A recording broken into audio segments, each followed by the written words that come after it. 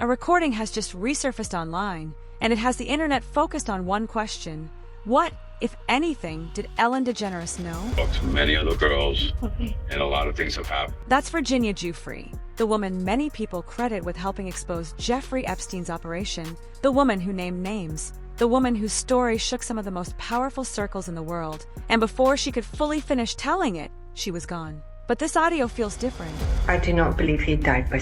No. If Epstein didn't kill himself, then somebody else may still be out there. Somebody powerful enough to influence what happened to a billionaire inside a federal prison. And according to claims tied to court records and online discussion, that person may not have acted alone. But the best one for me is Ellen DeGeneres, who is, by the way, a very nasty person. I've had dealings with her in Australia. Could I tell you some stories about that cow? But anyway, good riddance to her. But, she was quite friendly with that P. Diddy bloke, wasn't she? As Epstein-related files continued drawing public attention, online speculation around high-profile names only grew louder. Some people pointed to Ellen DeGeneres leaving the U.S. as suspicious timing. Others focused on the death of someone close to her show, while resurfaced recordings began fueling new theories people say were never meant to be connected. But here's the part many aren't talking about: that a recording tied to an older case recently started gaining attention again, and now people are questioning what it may actually reveal. What's being said, and who some believe could be connected, has shocked a lot of viewers. For many, this no longer feels like ordinary celebrity gossip.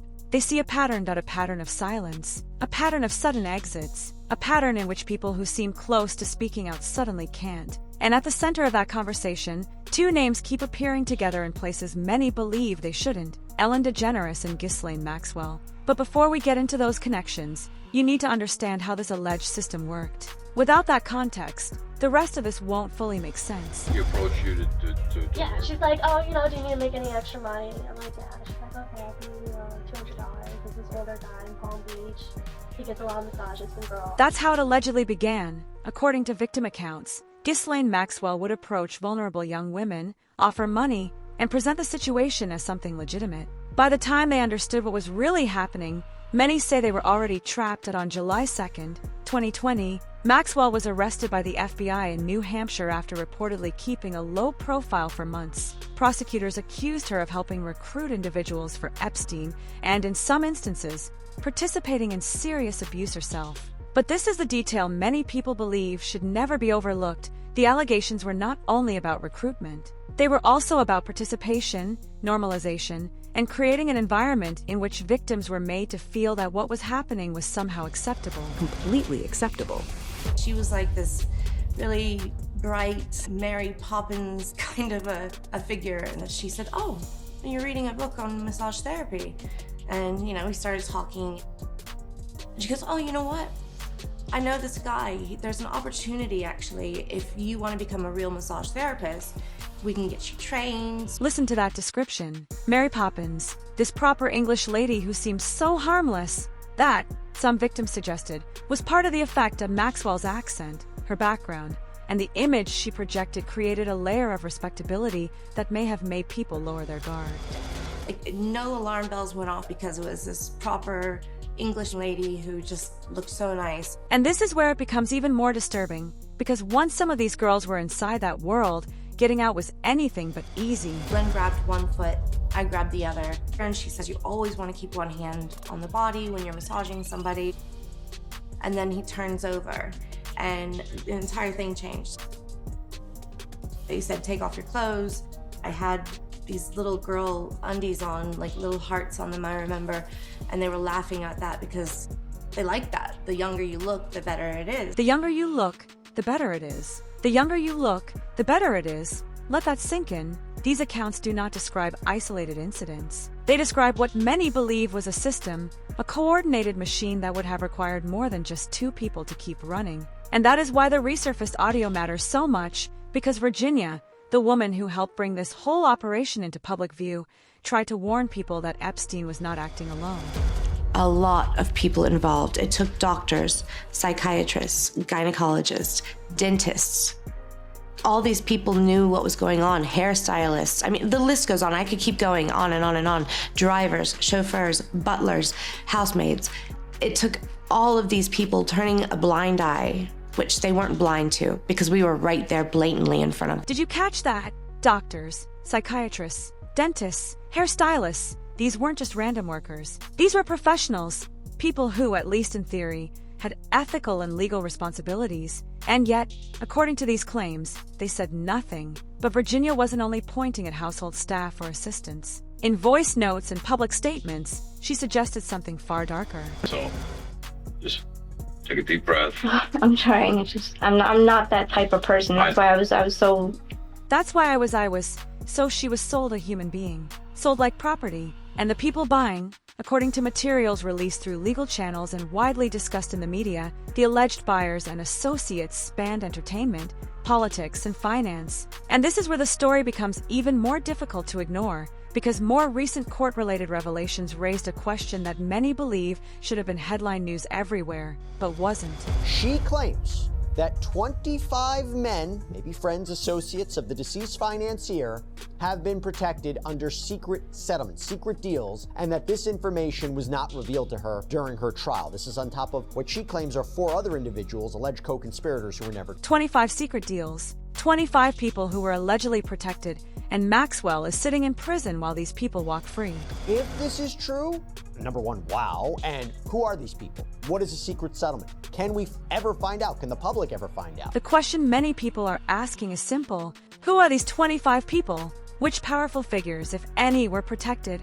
Why haven't all the names been made public? Critics and online investigators started connecting behavior patterns. They looked at who changed course after Maxwell's arrest, who shut things down, who stepped away from public life, who moved overseas, and who suddenly seemed to reinvent themselves. And one name repeatedly surfaced in those conversations. Ellen DeGeneres ended her show in 2022, the same general period when Maxwell-related legal proceedings and public scrutiny were intensifying, and when allegations about Ellen's own workplace culture were already making headlines. Coincidence? Some say yes. Others aren't so sure. Leaked deposition-related clips and commentary have fueled claims that Maxwell was questioned about relationships with various entertainment figures. And when asked about certain allegations, this was presented as part of her response.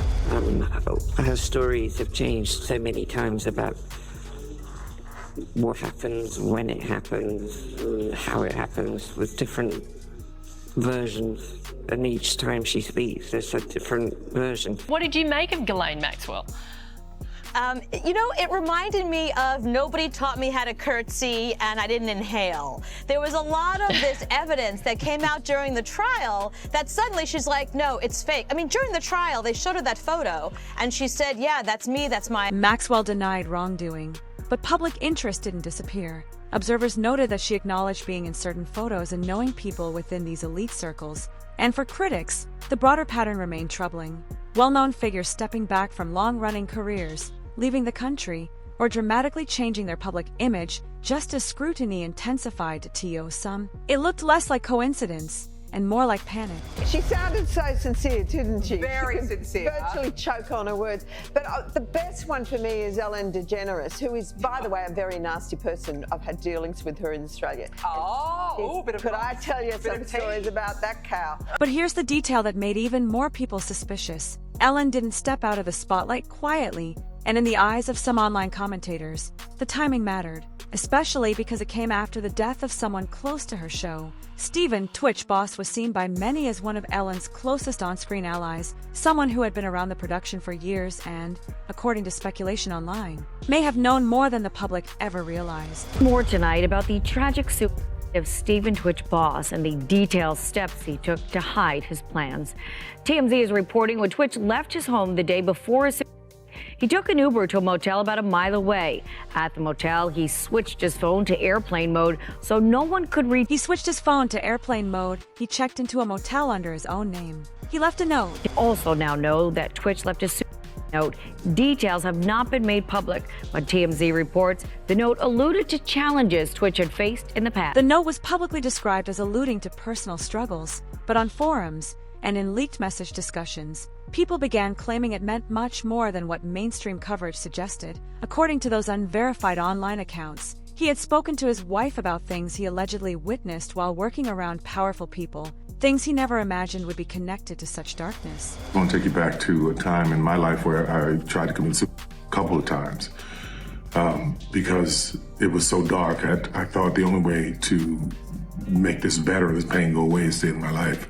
Had any of those attempts happened, I would have missed the best part of. Tyler Perry's public words were a reminder that the battles people face internally can be very real at the same time.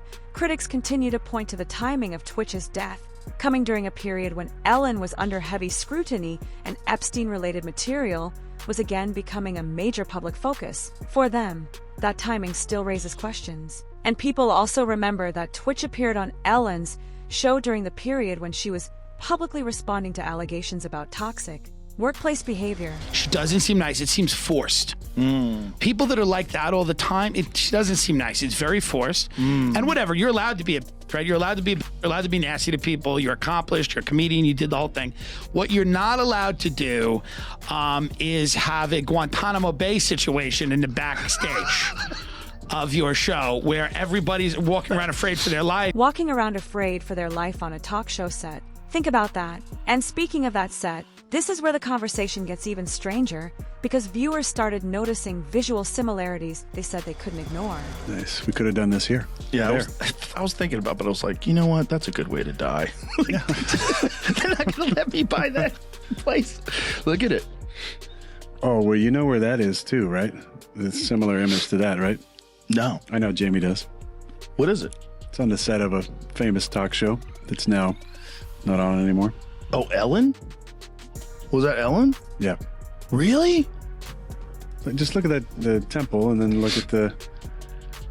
Let me see Ellen's background. The temple on Epstein's Island and Ellen's show set side by side. The recurring patterns, the colors, the design elements. Coincidence? Supporters of these theories say no, that they've pointed to symbolism in clips and screenshots, arguing that alleged connections were being hidden in plain sight. And if the set comparisons sound unsettling, wait until you hear the conversation that actually aired on national television. About this facial that you're obsessed with, how many, did you get the whole cast of Ocean's 8 to do this? Not everybody. Okay, good, smart ones. Just those that I thought would appreciate it. Okay, explain what it is. Well, it's this way in which one forces through microneedling.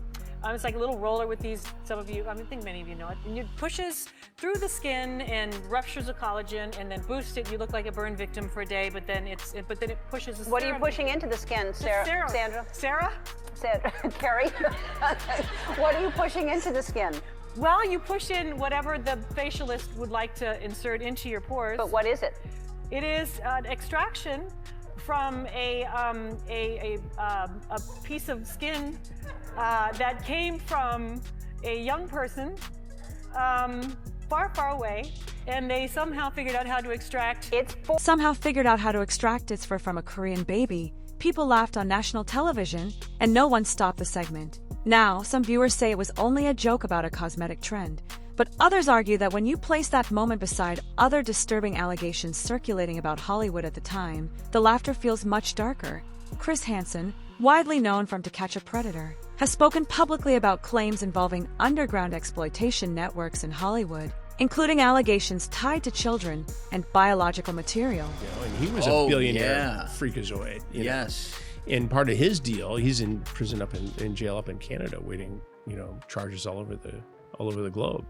But his deal was that he would allegedly impregnate young women in the Bahamas, where he had a huge home, and then have them get abortions and harvest their stem cells of the fetuses to inject in himself as the fountain of youth. Let that sink in. A billionaire allegedly impregnating women, forcing abortions, harvesting stem cells. Those are horrific claims, and people point out that cases involving reproductive abuse and trafficking are not simply internet fiction. Some individuals connected to serious abuse allegations are, in fact, behind bars. Technology that Peter and I are investing in is called SCNT, which takes the egg of a young, perfect woman specimen, takes the egg and takes out the nucleus and puts our DNA in the nucleus. So, girls, for $100, we will pay you for your egg. So, girls, for $100, we will pay you for your egg. And that leads back to the question Chris Hansen and others have pushed into the spotlight. What exactly was really happening behind closed doors, and how far did it go? I mean, was Epstein involved in that sort of activity? I don't know. That's where, and again, we just have to look at what we have and know what we don't yet. Yeah. But it's a question. Yeah, when you look at the it's context a legitimate of the jerky question. stuff. Yeah, and when you look at what other billionaire guys have done, Recently released Epstein-related material has renewed discussion about his interest in genetic science and longevity. Reports have long noted that he funded researchers associated with academic projects and showed unusual interest in biology and reproduction. So when people hear elite figures joking on daytime television about baby foreskin or youth-related procedures, they don't all hear it as harmless anymore. But we should return to the people who actually lived through this alleged nightmare, because their voices matter more than any headline. Maria Farmer was known publicly for a long time only in limited terms before speaking out more fully. I think with Jeffrey Epstein, it starts somewhere, but then it ends with either you having sex with him whether you like it or not. She was 14, and she was not the only one. To a point when I was, I'd say 16 and a half or 17, he didn't want me anymore. He was just like, you're too old. He said that? He's like, you're too old. I don't want you. 16 years old, too old for a billionaire predator. Another victim's testimony described just how desperate things had become.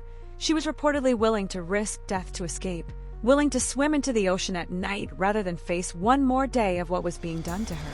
I have spent the last 17 years in my own prison for what she, Jeffrey, and all the co-conspirators did to me. I was raped repeatedly. I was raped 3 times a day sometimes. And I was not the only girl on that island.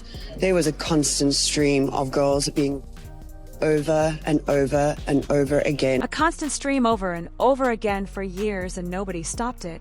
Now let's talk about Giuffre, the woman many believe helped bring down Epstein's empire, the woman whose testimony helped force Prince Andrew into a settlement. Virginia was reportedly working on a book that, according to those close to the story, could have named people she saw during her time around Epstein, a book that might have exposed much more of the network. Before that could happen, stories circulated about a serious traffic incident involving her, and then, weeks before a major wave of Epstein file attention, Virginia died. Virginia Giuffre, the most prominent victim of the late convicted Jeffrey Epstein, took her own life on Thursday. This is just weeks after she made headlines for saying that she had days to live after she claimed to have been hit by a bus. And this is where the resurfaced audio becomes central again. Because according to material released by the Department of Justice and accounts from victims, Epstein and Maxwell allegedly did not simply abuse victims in the moment, they also intimidated and monitored some of them long afterward. Virginia herself said she had experienced multiple close calls on the road, times when she believed vehicles nearly forced her off course. Not one car, multiple cars, and that pattern, speaking out, followed by fear, followed by alleged intimidation, suspicious incidents, or death, is what has kept people from letting the story go.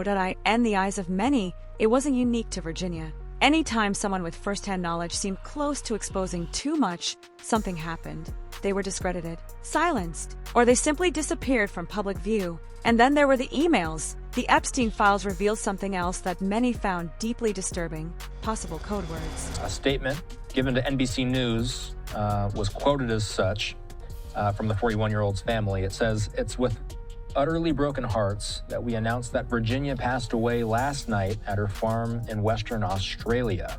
She lost her life to suicide after being a lifelong victim of sexual abuse and sex trafficking." An aquarium full of girls on his island, and they're discussing them like inventory. So I don't know what this one means. I'm not sure if you've seen it. This is Jeffrey Epstein sending it to, well, some are like shrimp. You throw away the head and keep the body. And then Olivier replies, as long as you don't have any hammerhead ones, are like white sharks. And then Jeffrey then sends an email the next day, as 2 are Russian. I guess some might refer to them as white sharks. And then Olivier then emails, the king of Saudi has a few white sharks in his Jeddah palace. I totally prefer yours. Sure, I would enjoy the view. And then Jeffrey goes, on my island in the Caribbean with an aquarium full of girls. These code words are not definitive proof on their own, but critics argue they resemble patterns investigators have seen in other cases. Words like pizza, ice cream, grape soda, repeated again and again in contexts that some readers believe do not make normal sense. And when officials or public figures are confronted with those theories, this is often the kind of response that follows. What I make of it is basically he's saying that they'll hook up with ugly girls, that the head doesn't matter so much, that the body's what matter. That's the way I read it. That's what I think Epstein means by that. Totally made up. It was an outrageous allegation that ended up hurting a number of people that caused a deranged young man to show up with his assault rifle and shoot up a local pizzeria that I can't believe you're even referencing it. Totally made up. Case closed. Nothing to see here. Move along. But for many people, the questions never went away. The files keep coming. More names keep surfacing. Meanwhile, Ghislaine Maxwell, the woman convicted in connection with recruiting and abusing underage victims, is, according to repeated reports, living under unusually comfortable conditions compared with ordinary inmates. Have you reviewed any 2025-2026 Epstein files that were released that you believe reference or relate to those specific 2016 claims regarding the Podesta emails, Comet Ping Pong Pizza used as code possibly?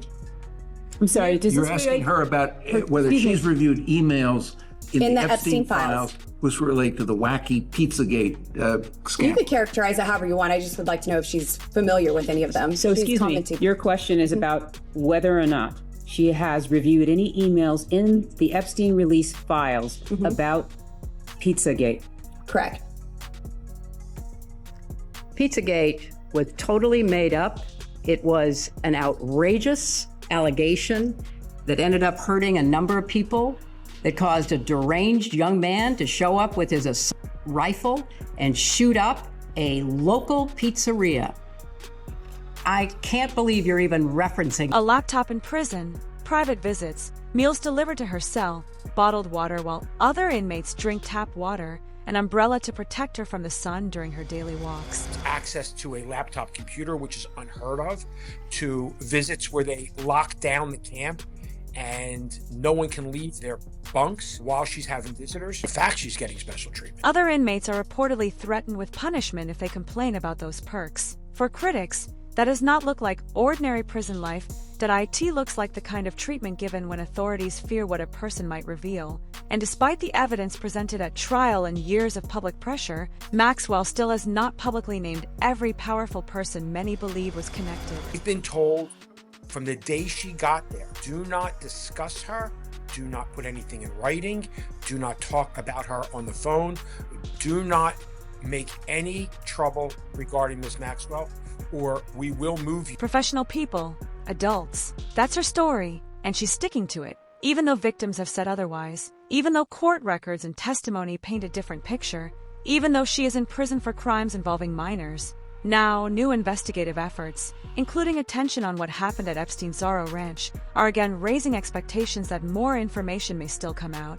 Find girls. I wasn't really characterised what my job was, which was to find people, adults, professional people, to do the types of jobs that I listed before. Things to report by the end of the year. Things to report by the end of the year. New names, new evidence, new connections. And as more files continue to emerge, celebrities alleged by online commentators to have ties to Epstein may be running out of places to hide. Ellen is in England. The Epstein files keep dropping. Maxwell is in prison with 25 secret names, if those claims are true, locked inside her head. And the audio now circulating is raising the exact questions the mainstream media is often accused of avoiding at this point. For many people, this is no longer about a single celebrity. It's about a system they believe keeps repeating the same pattern. People speak out, and then suddenly they're silenced, discredited, or gone. Files are delayed. Evidence vanishes. The truth gets buried beneath headlines that never fully add up. Virginia warned people. She said she was not suicidal. She said evil people wanted her silenced. And now she is dead. Twitch was close to the room where things happened. He saw the public side of power, and according to speculation, perhaps more than that. And now he is dead. Ellen left the country, changed her image, put her mansion on the market, and gave people even more to talk about. Maxwell sits in a prison cell with reported privileges, a laptop, bottled water, and some believe the names of people still walking free. So the question is no longer whether people are making connections. The real question is how long those connections can be ignored. More files may still be released. More names could surface. And if Ghislaine Maxwell ever decides to speak openly, The entire story could shift overnight. So don't get too comfortable thinking this is over, because for a lot of people following this case, it clearly isn't. That if you want the full breakdown as new developments emerge, make sure you subscribe and turn on notifications. I'll be covering every major update the moment it drops. And let me know in the comments, do you think these connections are just coincidences, or is something much bigger being hidden? Like this video if you made it to the end. Share it with someone who needs to see this. The Truth Commission is set up to bring justice to survivors, to get an official government record around what happened at the ranch. Heartened by the idea that having a full slate of folks working with us through this investigation, we're going to have things to report by the end of the year.